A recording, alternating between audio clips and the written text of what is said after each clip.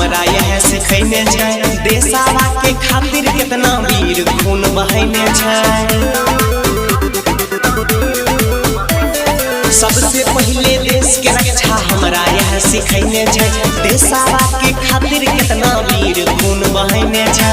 जनगण मन अधिनायक जेकर राष्ट्रगान छै, जनगण मन अधिनायक जेकर राष्ट्रगान छै।